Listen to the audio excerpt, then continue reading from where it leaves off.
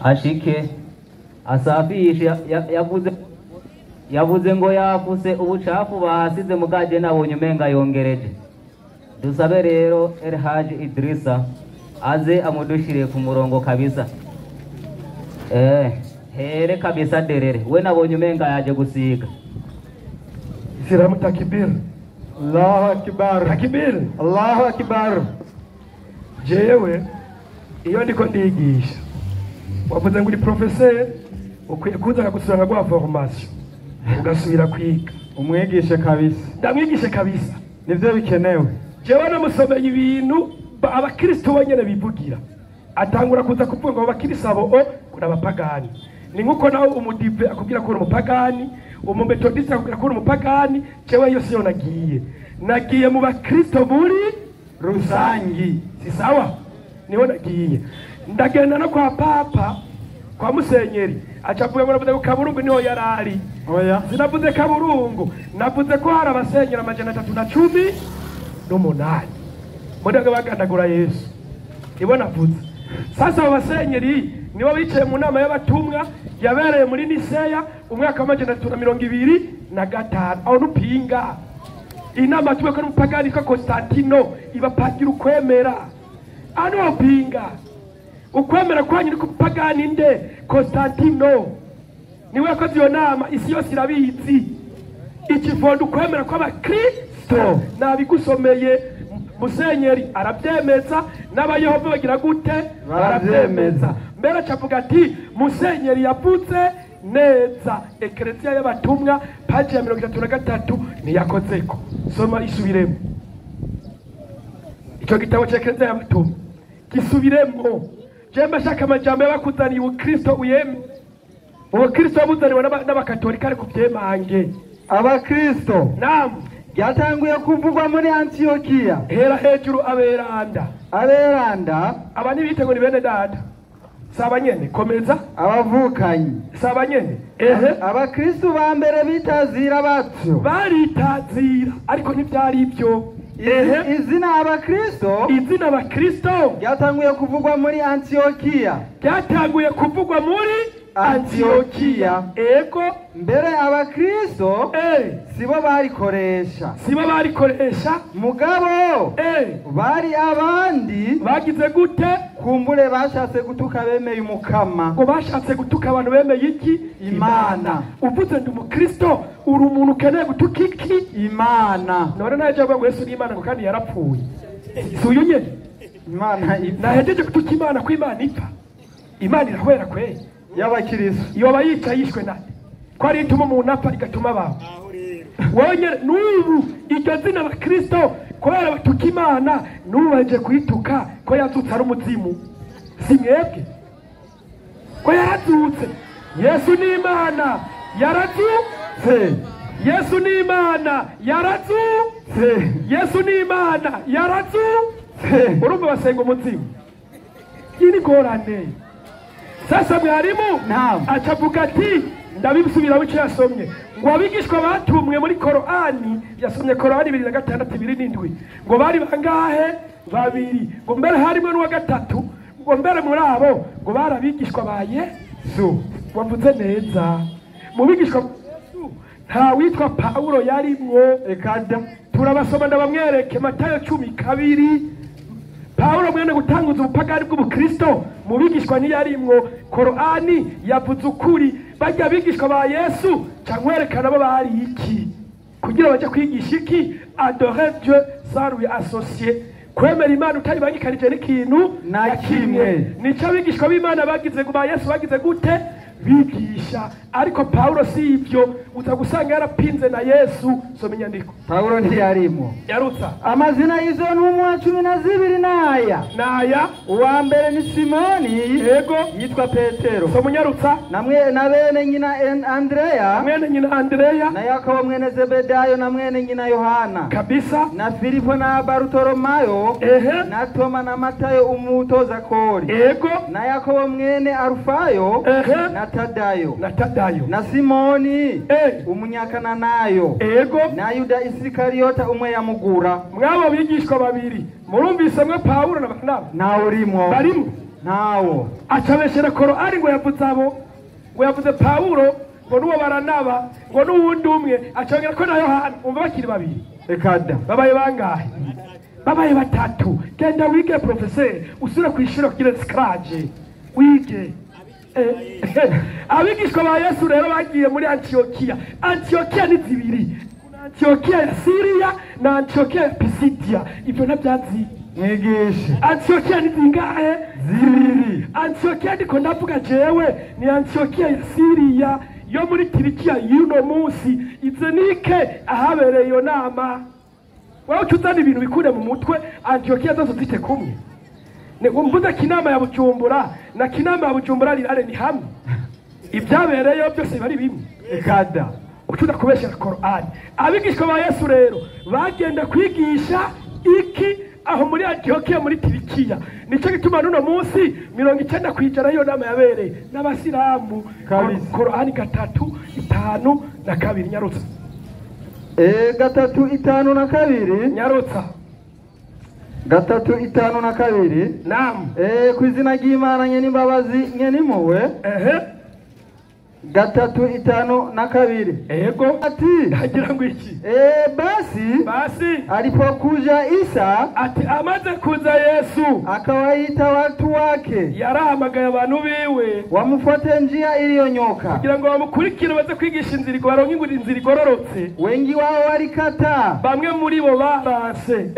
Alipojua hayo, Yesu amaze kumenya ibyo aliwaelekea na kuambia, Yesu yarababwira ati, ni nani atakayenisaidia katika kazi hii? Ni ndazofasha je gutangaza ubukuru bw'Uhoraho Imana rugira byose, nifanyayo ya kuti kwenye haki, kugira ngo ndabere kukwemera kuri mukuri.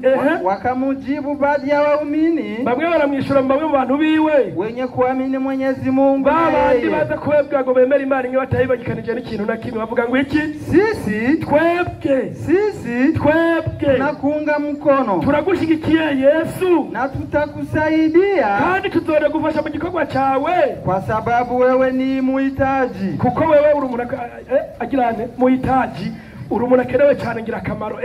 Unaita watu wende kwa Mwenyezi Mungu, uhamagarira abantu kugana Uhoraho Imana rugira byose. Ego nashuhudia kuwa sisi turemeye ko twebwe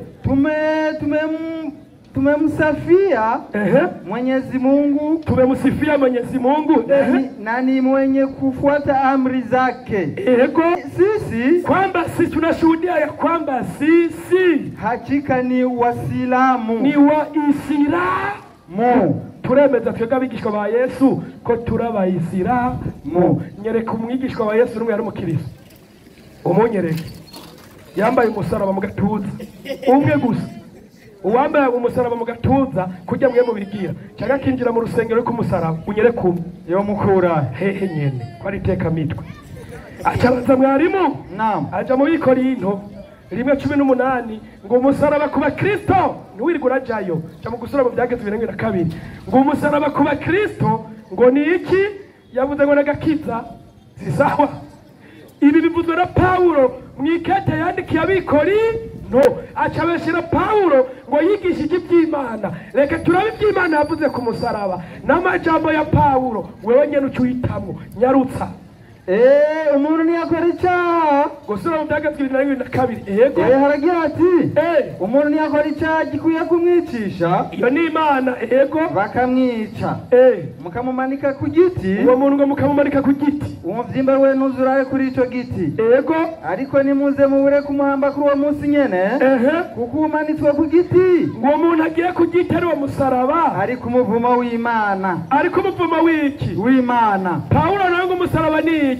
Ngo nagakiza. Imana iti umuntu agiye ku musaraba ari ku muvumo w'iki? W'Imana. None hagati y'Imana na Paulo twoca twemera inyigisho zande twebwe nk'abayisilamu duca twemera inyigisho z'Imana ku musaraba ari kivu. Ukuvuga n'ugiye ku musaraba cikigiki ikivume. Urumva na Yesu n'ikivume kuba Kristo. Si sawa? Muga twebwe abayisilamu turazi Yesu ko yari mwera yeranda na Korani 19:19 rabyemeza, ariko ntubisome. Si sawa? Ndio. Ibyo rero bya Paulo ndaje ndabisuzume igituma byaje gupinga iby'Imana. Si sawa? acaragenda mwarimu asubira muri Kolosayi 1:15 acasoma na 17 ngo Yesu soma iyo nyandiko nyarutse Abikolosayi 1 ngo Yesu ngo ni imfura mu kuzu ugomba reke gusoma ngo Yesu ngo ni imfura mu kuzuka Yesu ngo ni imfura mu kuzuka siko yavuga niko yavuze ubwa mbere yavuze ngo ni imfura mu byaremwe akiyapinga abonye yigonze kuko ngaho ivuga iti Kristo ni we mfura mu byaremwe byose nawe acagaruka gupinga ngo ahubwo ni imfura mu bazu aba n'abanyabwenge aba byarabacana abasomye kinyoma aba nibagaragariye mu nyandiko imwe ibakubise hasi namba ndababwira igisha ukuri acaraja ahubwo arabyina acisha muri Yohana 6:1 ngo Yesu ntujeyo ngo Yesu ngo azoza kutuzura siko yavuze niko yavuze ngo azoza Yesu kutuzura icyambere ujya gusoma Matayo 2:3-6 Yesu ntazi n'umunsi w'umuhero azozura abantu gute atazi n'umunsi w'umuhero sawa inyuma y'ibyo na Yesu azoba ari muyabira Abikorino ba mbere 15:2-8 icyo giye kuba umunsi w'imperuka na Yesu azoba ari muyabira yo kuzura n'abahangayitse soma inyandiko nyarutse 15:2-8 naam Abikorino ba mbere haragira ati ariko niyamara gushikirizwa inganji ya byose ngo niyamara gushikirizwa arafise boss zo mushikiriza siwe bandanya niho umwana ubwiwe azoganzwa niho na Yesu ubwiwe azogira gute azoganzwa nande niyamuhaye inganji ya byose iyamuhaye boss yahaye Yesu nawe azogira gute azomuganza abazwe ayicare ku ntebe nawe abazwe mbe Yesu ivyo aragutunga Imana ibe byose muri byose kugira ngo Imana ikiba byose muri byose Yesu yamaze kuganzwa niki n'Imana wowe kuzura gute atari uburenganzira afise nawe zo bariko araganzwa ataja mu byashuro Yohana si sawa 7:13 nyarutsa ibyahishuriwe Yohana 7:13 azigaye iminota 5 bwire haragira ati hagira ngo iki umwe muri babakuru arambaza ataba bambaye imvune zera ni bande kandi bavuye hehe ndamwishura nti mugenzi wewe wabimenya arambwira ataba n'abavuye muri wa mubabaro mwinshi kandi bamesuye imvune zabo bazeresha amaraso ya wa mwagazi kabisa abo rero ngo nibo bakristo iyi nyandiko ni Yohana Yesu yari karahishurira Yohana mu izinga rya Patmos si sawa amuyishurira aya majambo reka dusuzume aya majambo niyo canke ni kinyoma reka nibarize Yesu nyene 2:4 Matayo nimba hari ivuguruje ucuzo bivuge ubwiza ubwo bwanditswe na Matayo 2:4 haragira hati yego 2:4 kuko hazokwaduka bigira Kristo yemwe mu mbari mu ndabire Yesu yagiye avuze ati hazokwaduka abantu bigirende abakristo saba nyene nabo umuntu akwisi cyaduka yoca guhishurwako ivyo kundi yakwisi cyaduka akagwa ryazina ibyo twarutamena ntabyazi Yesu sasa mwarimu naam uyu Paulo rero nyirawe yazana w'ubukristo ibyo yazanye yabitumye na ni Imana ninde Abikorino ba 2:12 ntagerayo Abikorino ba 2 naam 12:7 nyarutsa 12:7 ego ibyo nabimaze haragira ati hagira ngo iki kandi kugira ngo nayo gutegwa kwishira hejuru birenze urugero bitewe nuko nayishuri wishuriza kuba ibihambaye ego nicyo cyatumye mpabwa igisata mu mubiri Paulo ngo nicyo cyatumye mpabwa igisata mu mubiri intumwa ya Satani ya Satani nicyo gituma bavuga ngo umusaraba kuri bo ni iki nagakiza Imana ratu umusaraba ni iki ni kivume si sawa Yesu yigisha gusenga Imana imwe rudende. Pawulo acayigisha gusenga nde Yesu. uyu abapinze nde Yesu ni Imana kuko ari intumwa yande ya Satani. 2:6 byakozwe n'intumwa nyarutsa mwarimu 2:6 ibyakozwe n'intumwa Ibyakozwe n'intumwa naam 2:6 nyarutsa aragira ati hagira ngo iki mwari Agripa umwami Agripa aremeye ibyo bavugishwa n'Imana ndazi yuko uvyemeye. ati ndazi uravyemeye. Agripa yishura Pawulo ati umwegesha ivyo bike mumpindure umukristo. Uwo ni wari yamaze gutahura Pawulo ariko arigisha ubupagani bw'ubukristo acamubwira ati ariko ga Pawulo uri kumendesha hendesha utwo duke ngo mpindure umukristo bandanya harabandanya ego Pawulo ati ndasaba Imana ari bike ari vyinshi yuko atoba wewe wenyene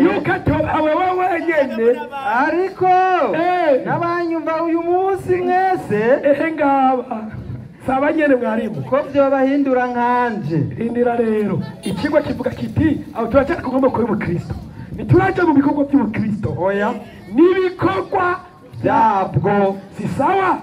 Abakristo bararirimba ninde yababwiye muririmbe baraduha amakuru. Yobu 2:11 Yobu 2:11 nagezeyo nyarutsa ibibondo byabo birongora imbere yabo nk'umukuku. Mu bikorwa byabo hari ababyina abaririmba irya mbere n'irya kabiri n'irya gatatu batambira Imana n'abiyerekera Mana. abo bose bari mu rushengero si sawa bandanya wumve kandi abana babo bama mu mashengero yabo bama babyina baririmbisha udushako tw'ingoma n'inanga basha umudundo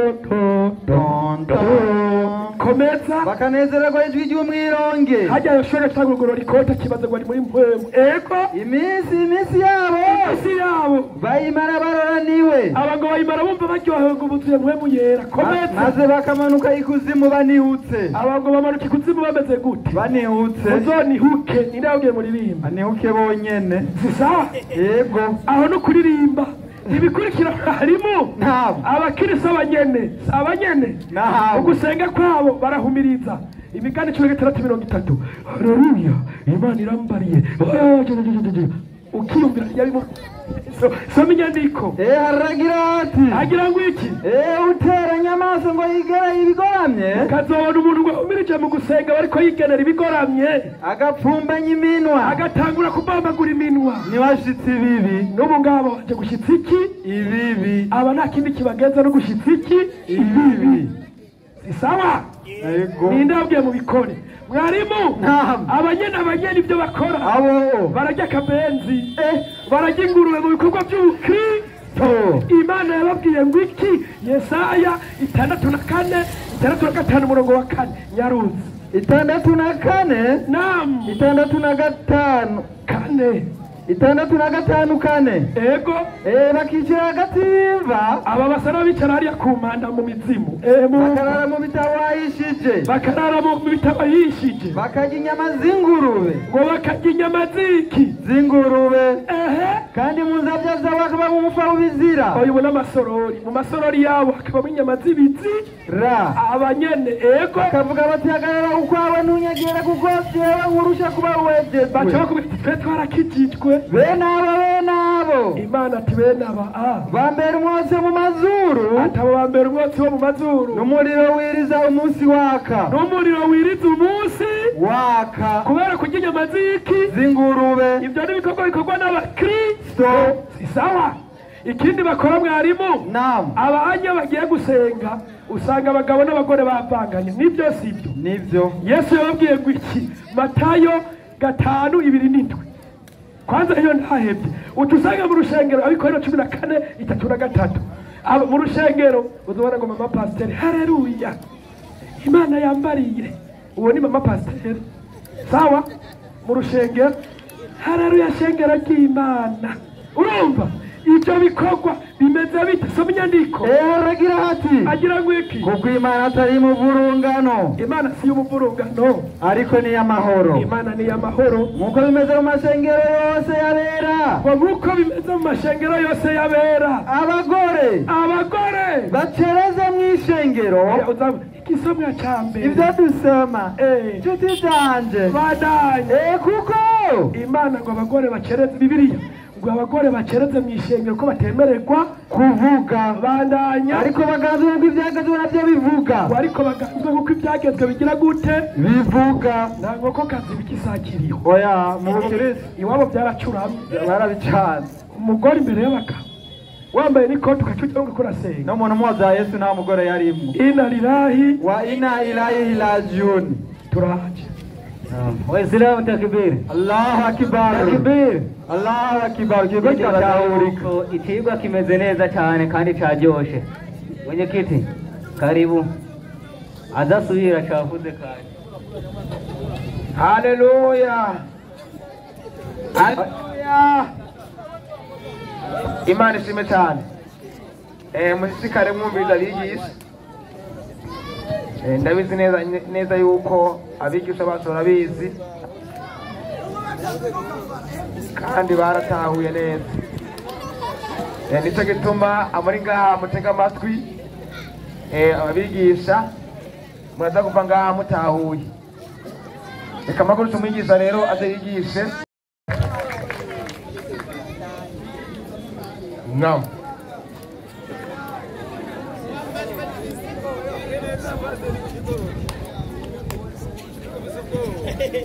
turabira ka iminota yacu. Yesu nashimwe cyane. Amen. Nshaka umugabo se kumumera amashi ubunyene. Muha amashi mu izina rya Yesu. Yesu ashimwe cyane. Urazi kitubanda muhaye amashi.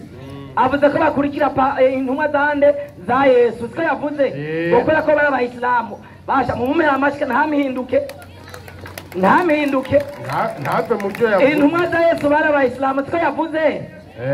Ibyakozwe n'intumwa 2:3 ndataza ibyo zigisha intumwa za Yesu cangamuka. Ibyakozwe n'intumwa 2:3 cangamuka. Koresha umwanya nk'amamega. Ndasoma mu izina rya Yesu. Yesu aguhumugisha cangamuka. Ngo ngwiki bumvise ibyo. Abayisilamu bumvise ibyo bibacumita mu mitima. Babaza Petero n'izindi ntumwa. Babaza Yosuwa n'abakaziri. Bati bagabo bene data. Bagabo Yosuwa n'abakaziri. Mbega tugire dute? Mbega tubigenza gute ko dupfuye? Petero arabishura ati. Petero ya umviriza. Petero bavuze ngo numuki.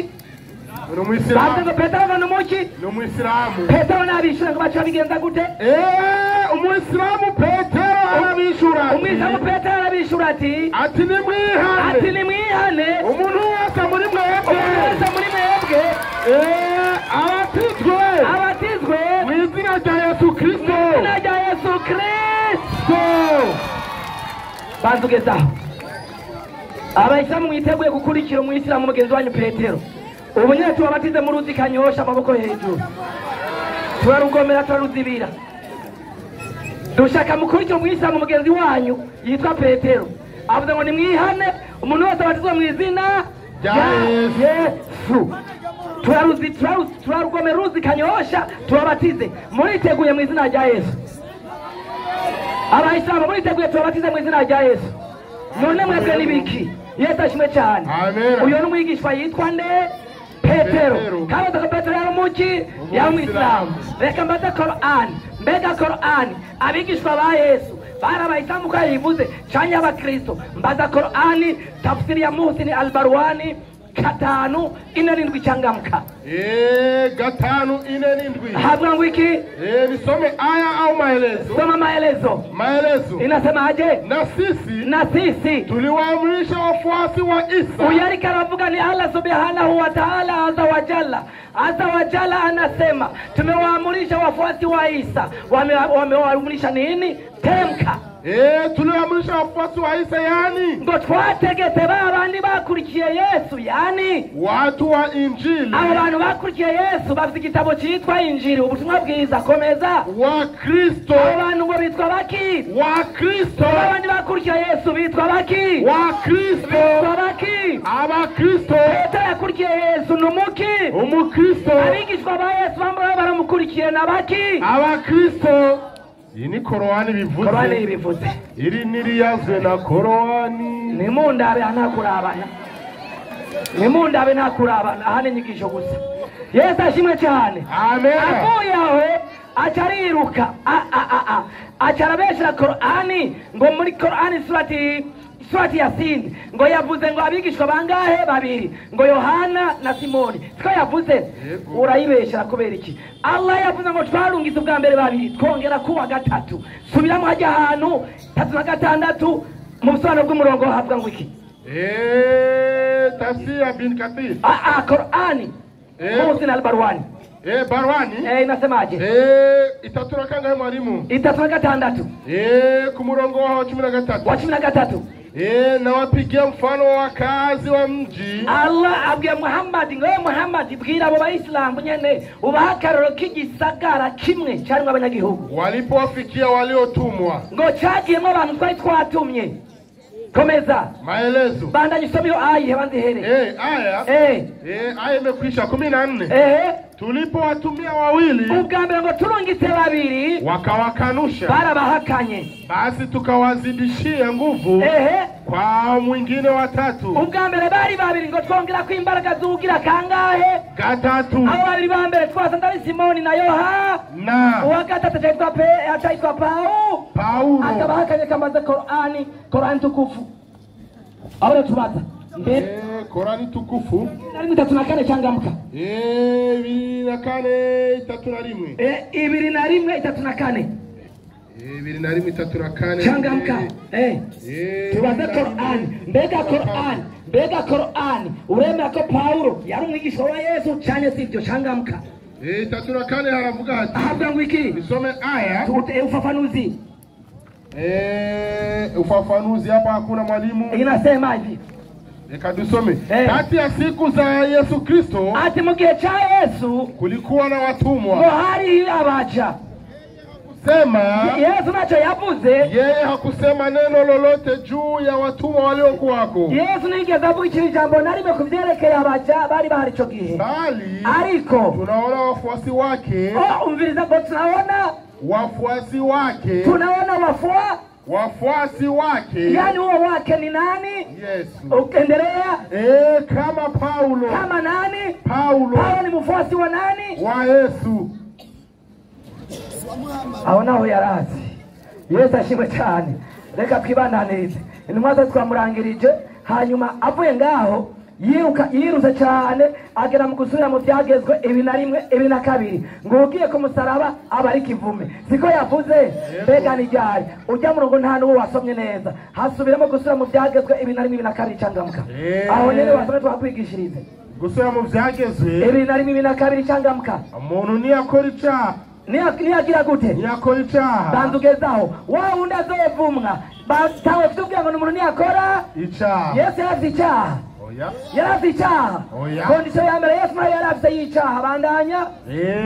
Gikwiye kumwicisha. Gikwiye kugira gute? Kumwicisha. Bandanya. Bakamwica. Hanyuma mukamumanika ku giti. Bamumanitse atarafatanye babanjije kumwica. Ibi bitubwiye ngo mukamwica hanyuma mukamushyira hehe? Bakamumanika ku giti. Yesu yagiye ku giti yapfuye cyane ntiyari bwapfe. Ntiyari bwapfe. Urumva aricyo kimwe. Hallelujah. Amen. Reka twibandanirize. Yesu ashimwe cyane.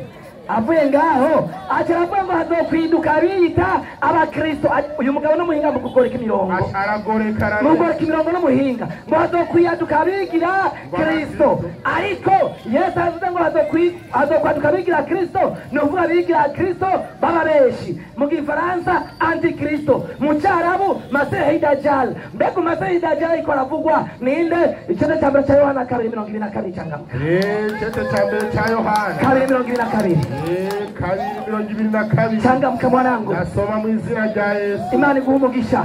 Umubeshi ninde? Ataruhakana ko Yesu ari Kristo. Wewe ni umubeshi igira Kristo. Mbona uhakana ko Yesu ari nde? Ari Kristo. Uyo ngo ni umubeshi. Bandanya. Niwe antikristo. Antikristo ni uhakana ko Yesu ari Kristo. Bandugezaho abahitamwe ko Yesu ari Kristo mwako hejuru ni antikristo. barabyanze umva ni banze oya yinga ntubavugire ibintu reka ushaka gusana abajije nabi abayisilamu mutemera ko Yesu ari Kristo muce mwitwa antikristo aho ntibariyo reka mpindure ikibazo abayisilamu mwemera ko muhakana ko Yesu atari Kristo muri antikristo engere ubona ikimbo nandika imitwe ndaba ndiko ndavuga haleluya amen Yesu nashimwe cyane amen harabanda yakavuga hati murahimu ngo iki akana ko Yesu ari Kristo umuroza akana ko Yesu ari Kristo niwe ati Kristo umuragana ko Yesu ari Kristo niwe anti Kristo bandanya ahakana data wa twese n'umwana bandanya haravuga hati ngo iki umuntu wese ahakana umwana na data wa twese ntagira ntamufise bandanya uwemera umwana afise na data wa twese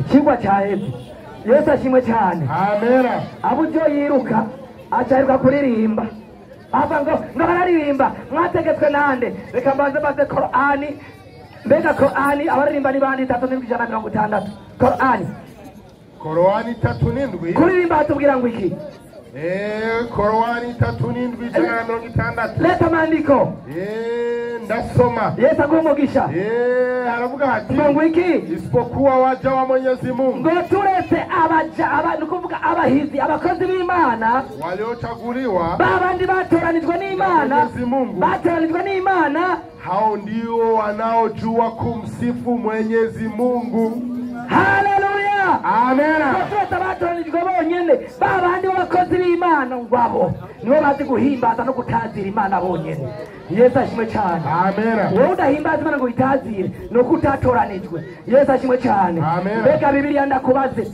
abayisilamu baririmbe cyangwa ntibaririmba baza Bibiliya Yesaya 41:10 umurongo wa 11 cyangamuka igitabo cha Yesaya 42 Yesaya 42 cyangamuka ndasoma ku murongo wa kangahe mwarimu ku murongo wa 11 ndasoma mu izina rya Yesu agumugisha aravuga hati ngo iki ni muririmbire uhoraho ego indirimbo sha muririmbire uhoraho indirimbo nsha bandanya nishimwe ryiwe komeza uhereye ku mpera y'isi bandanya muririmbe yemwe abagenda ku kiyaga komeza n'ibiri muri cyo byose bandanya namwe biyaya byo muri cyo komeza n'ababibamwo bandanya ubugaragwa ego n'ibisagara komeza byabwo ego n'ibirangurura ijwi bandanya n'imihana y'abakedari bandanya ababa isera ego baririmbe banzugedaho Bibiliya itubwira ngo n'imihana y'abakedari igire gute benda kedari urinde ubwirwa kuririmba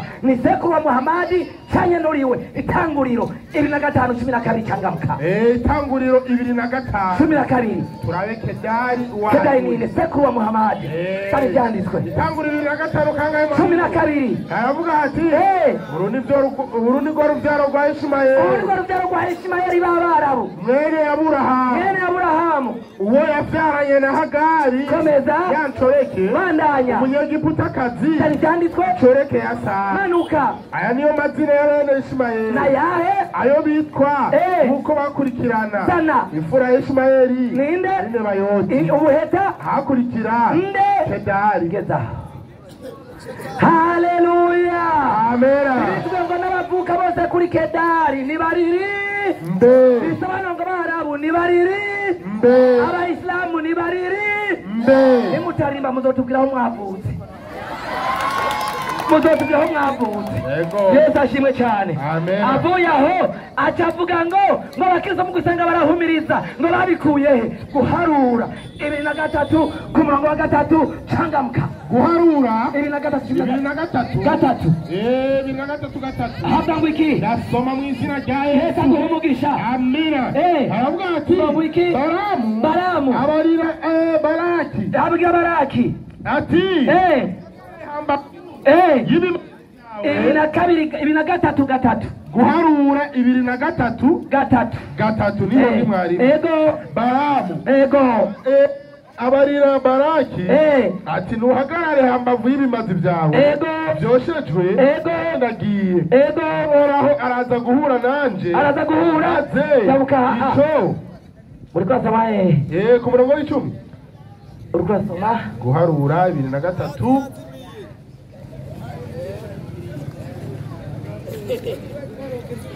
ibiri na kane gatatu ahabwa ngo iki akoze cyane aravuga ati ngo iki atangura kuvugishwa umvize yatanguye kuvugishwa kanura ameze gute kuvugishwa ati uku niko Baramu mwene Beyori avuga komeza niko muntu yarahumirije amaso avuga mu kuvugishwa yabanjije kugira gute none abantu basanga bahumije baza bariko baravugishwa abasanga bakanura ntibavugishwa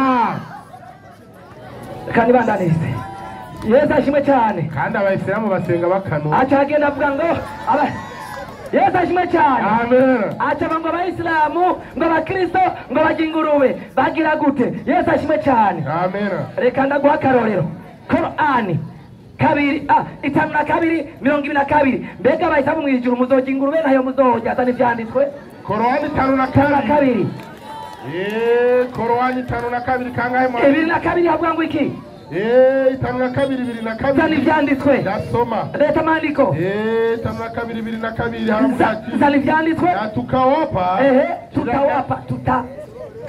na tutawapa umviza Imana y'abayisilamu abwiye ngo tuzobaha kila namna ya matunda tuzobaha ubwoko bwose bw'ivyama mwijuru muzorya kila namna za nyama n'ubwoko bwose bw'inyama mwijuru muzozi ubwoko bwose bw'inyama ingurube irimo ntayirimo ubwoko bwose ingurube irimo ntayirimo abayisilamu bazoyirira hehe mwijuru imbere ya Allah subhanahu wa ta'ala na Muhammad yicaye hajya arahajya Idrisa ngaha ingurube inshallah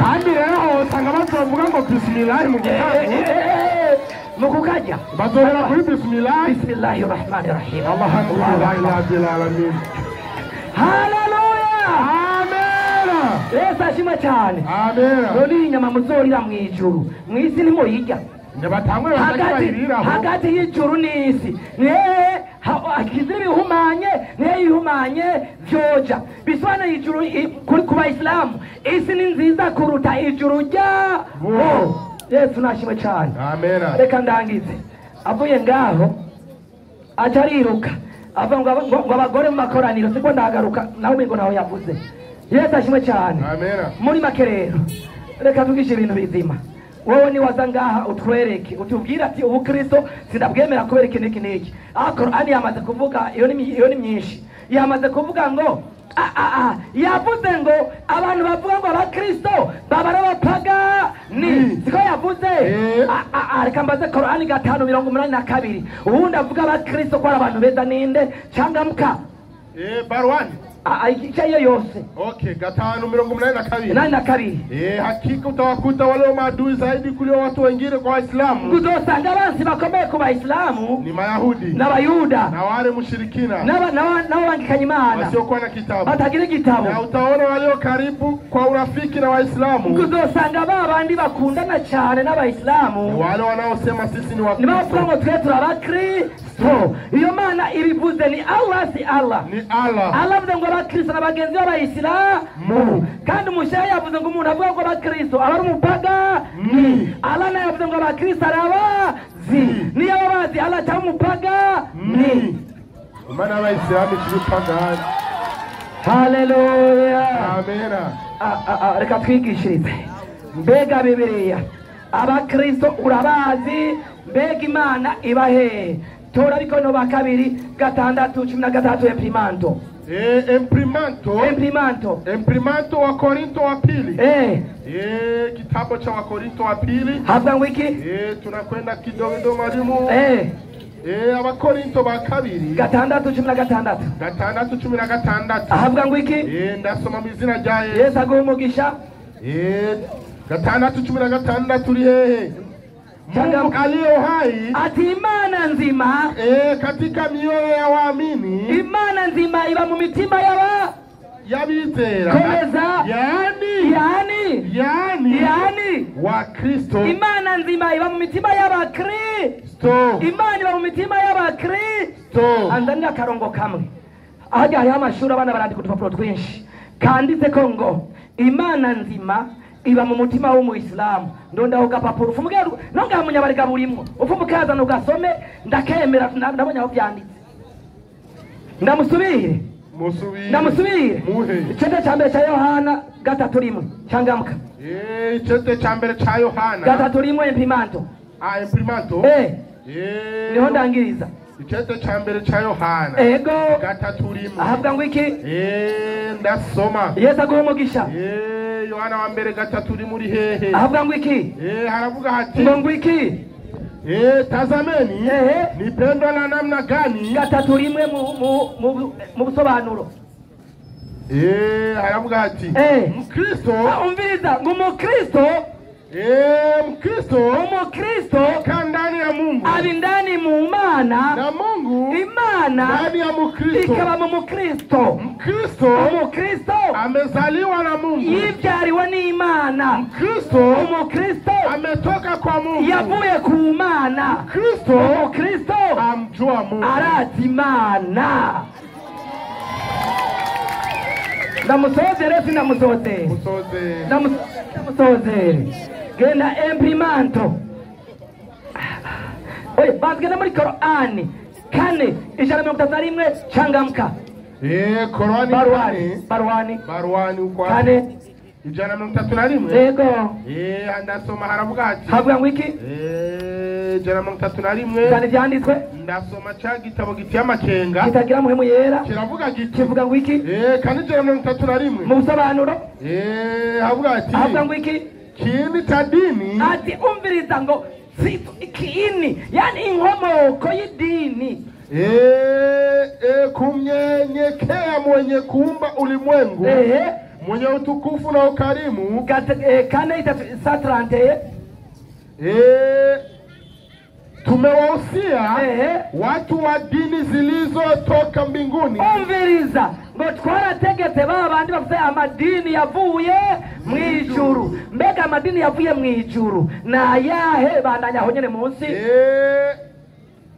Katika watu wa kitabu. Katika watu wa kitabu. Muke mcharabu ni ahlul kitab.